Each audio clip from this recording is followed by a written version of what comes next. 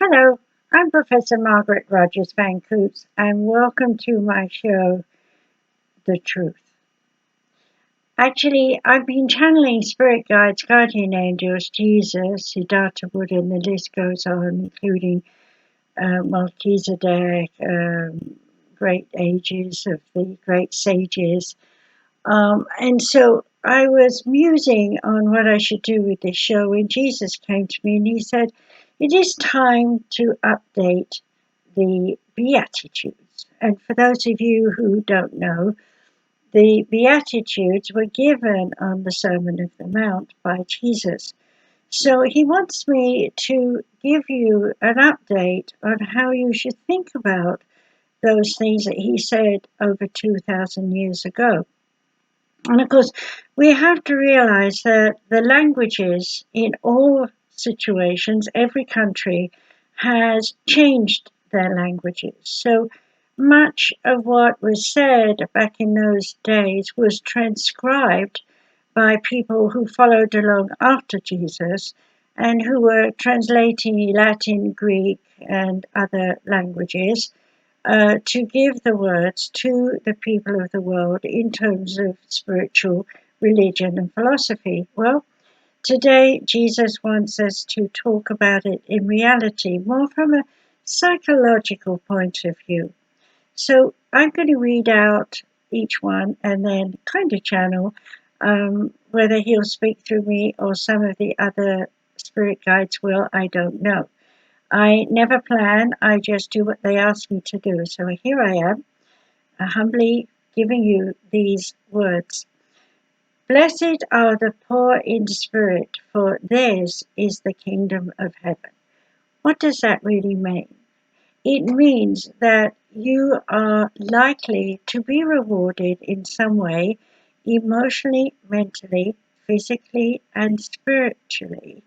Because when you have been upon the earth in a poor spirit, in other words, feeling depressed and miserable and trying to survive in the everyday scenarios, struggling away, if you like, constantly always believing in the power of God and the oneness to support you in some way. And of course, when we do wholeheartedly surrender to the way of the oneness in our modern times, what we find is our spiritual self arises because we've known so much more since 2,000 years ago. We understand today what our spirit is and how it dwells in every cell of the human body. And that when we pass on into the spirit world, it is the essence of the spirit, the spark of light in every cell that leaves the body. And when it leaves, it takes with it the understanding of a life that you may have lived.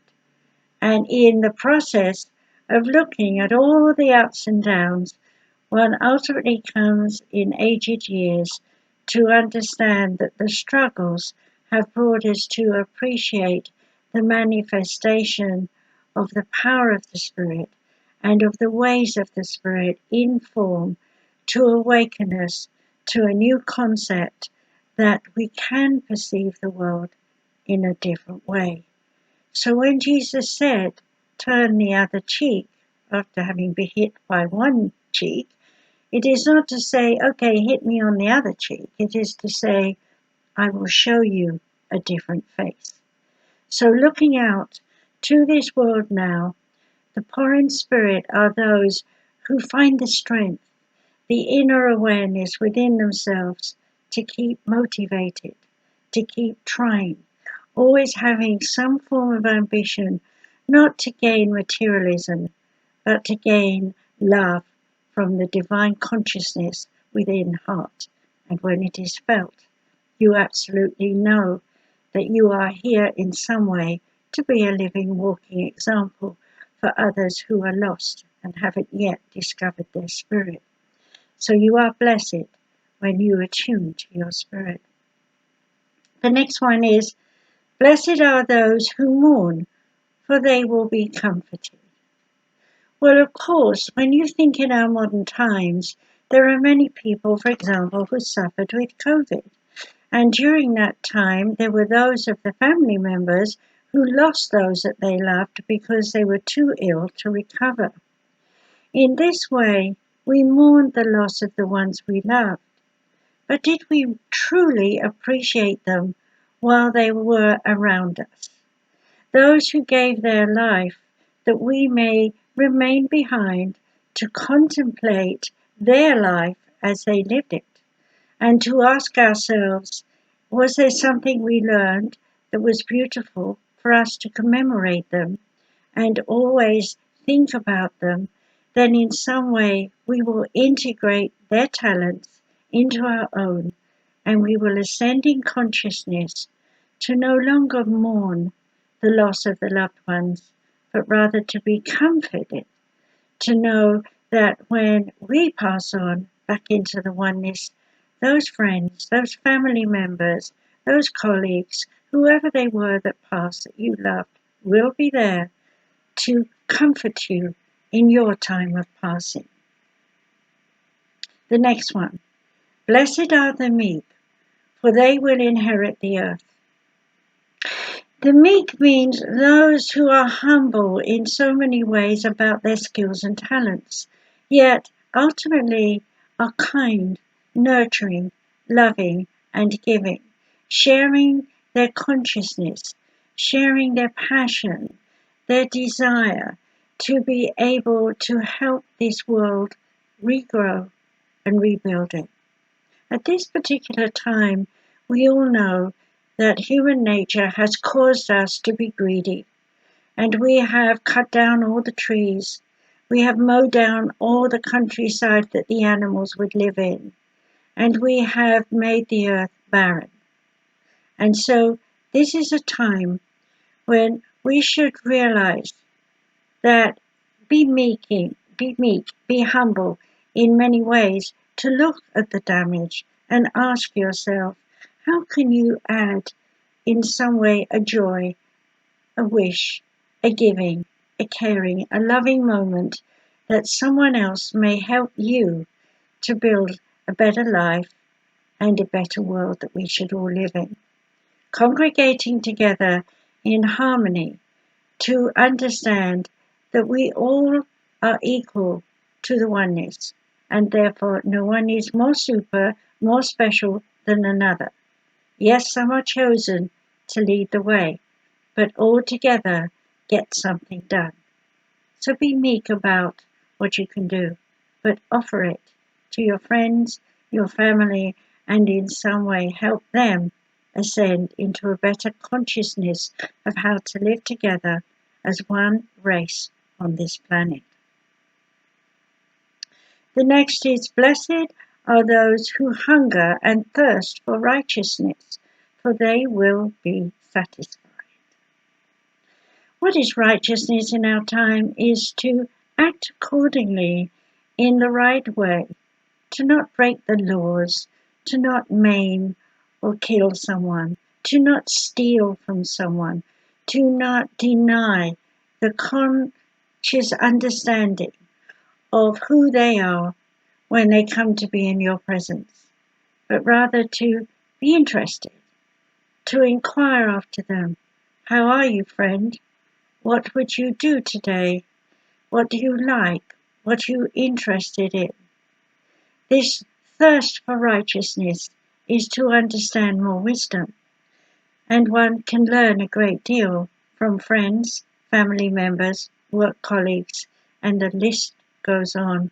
So the thirst there is to know more about this world you live in, to understand that those in power must also know how to lead, not by arguing, not by pushing people to do things that are not relative to their lives, not by lying or cheating, but in having that thirst to know the truth.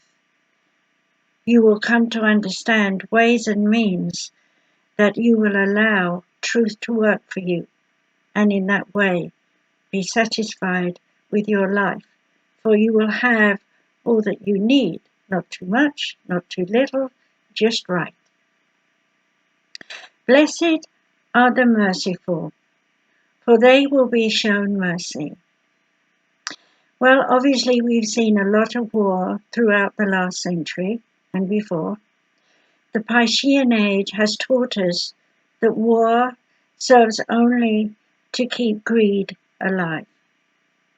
Now that we are in the Aquarian Age, this absolute message here is to have mercy on yourself first, to not push yourself with dynamic ideas, to struggle and strive to have a fortune of money, to try and be the top dog so that you can lead the world. You must come to understand that when you give mercy to yourself, when you are patient, when you trust yourself and you trust your connections with the oneness, then you will reach out to those who also have a likened idea. And in some way, you will find together you can support one another, and in understanding the changes, be merciful in how you contemplate those changes. Do not destroy another person's creativity. Help them to invent it, to develop it, and to give it to the peoples of the world, that they may understand that when they have mercy in their own mind for themselves, their family, and their life, then they will also receive mercy, not just from the rest of the world, but from the love of God, who will make sure that all that is needed is given in times of trauma and suffering. Blessed are the pure in heart, for they will see God. That seems to be a tall order for so many, because they literally want to visualize God standing in front of them. It is important to realize that every single creature living on this planet was created by God. And though that creature may be tiny like a mouse, it has a place in the energy of all that is. We must learn to appreciate every living thing on this planet. We have destroyed so many countries with violence, with bombs, with rockets, and the list goes on. And we have in some way bonded with others, side by side, to fight against a force that would seem to be wrong for us. And maybe that is so. But we are not here to judge, but to say this, that when 2 or 3 are gathered together, there in the midst am I, Jesus. And so, when you are thinking, contemplating how God loves you, you must understand that you are loving God too. It's a two-way street.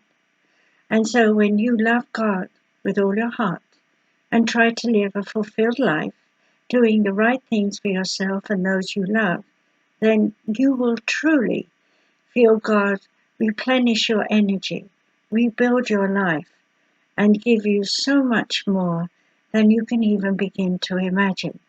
For out of the bloom comes something growing, something in you that will make you sweeter, softer, more peaceful, and more at home with your life.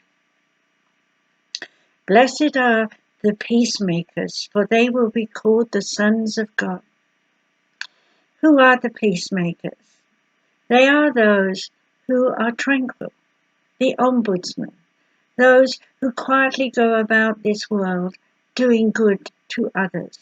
They do it without thought of recovery of their expenses or of their needs and deeds, to be appreciated, to be anointed, to be recognized for all that they've done. No, they simply do these things because they have joy in their heart in seeing a crying face turn to a smiley face. And so when you are a peacemaker, when you can say to 2 who are in Ambridge that they should have some kind of talk on a lower level of everyday consciousness, they should be guided to understand that the simple answer is always the right one.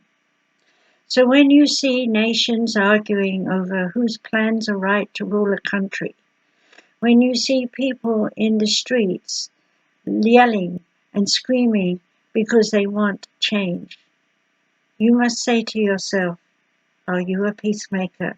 Can you go forward and say, enough of yelling, enough of crying, enough of negativity.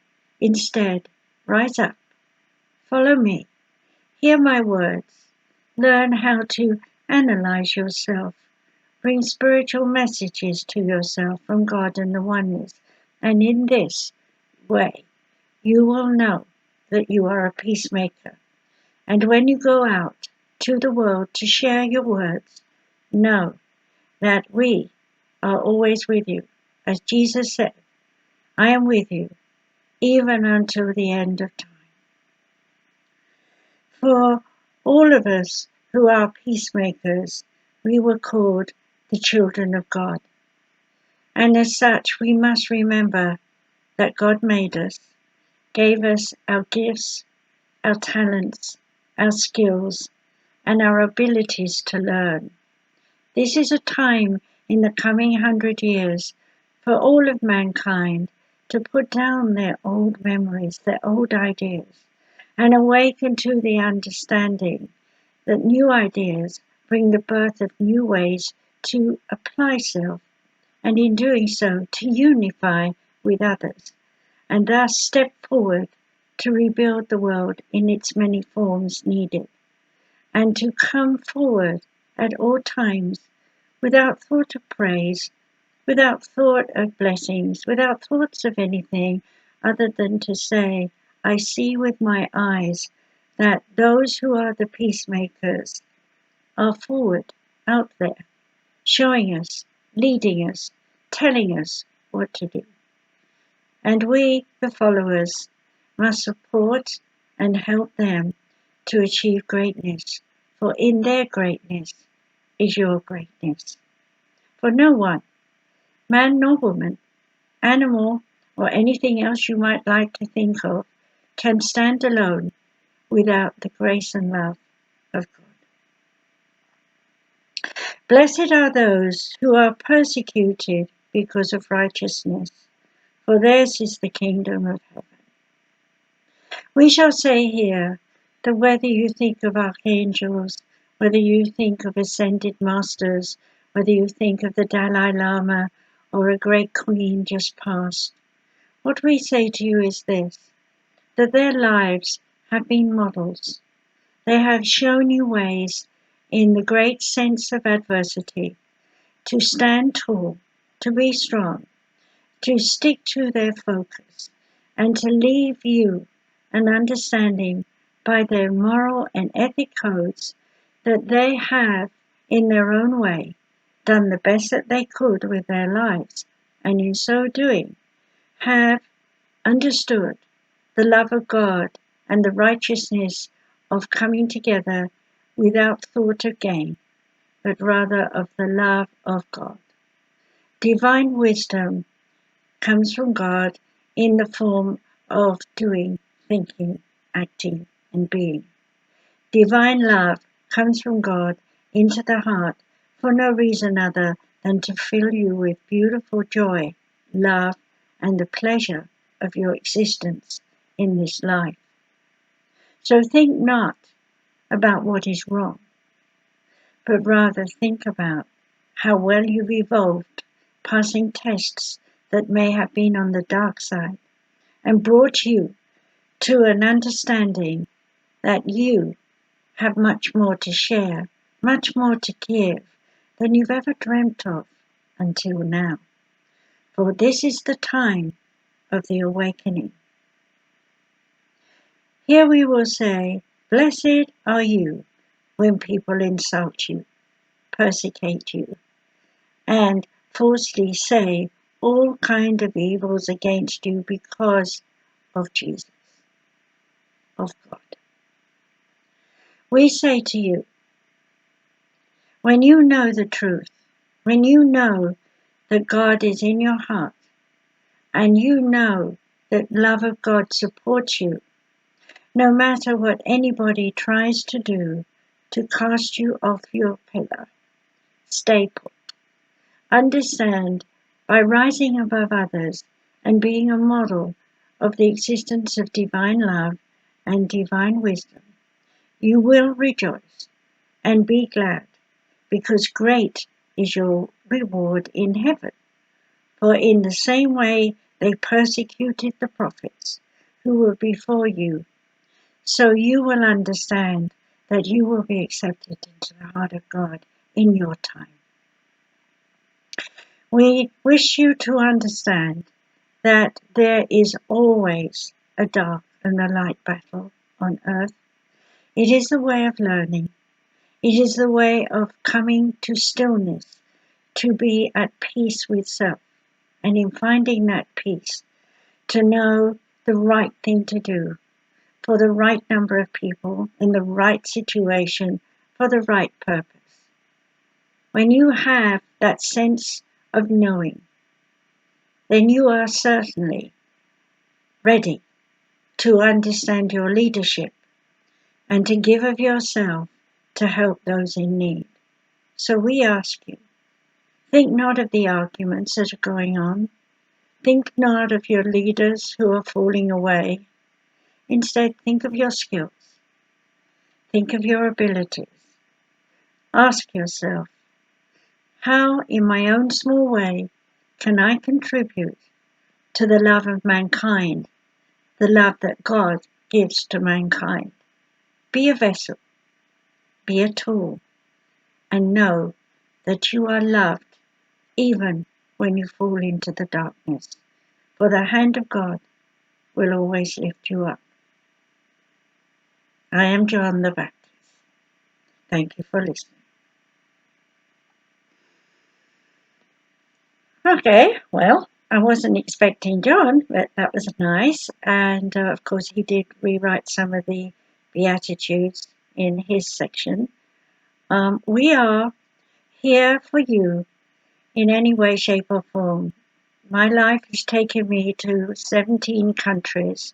I've taught all over the world, in other words, and now I'm staying put in my native country now, America. I would like to say to you that if you enjoy this radio show that I'm doing on video too, The Truth it's called, and you would like to have more, do write to me. Let me know wherever you'd like to write, Facebook or any other means, letters, anything at all. I'd like to hear from you.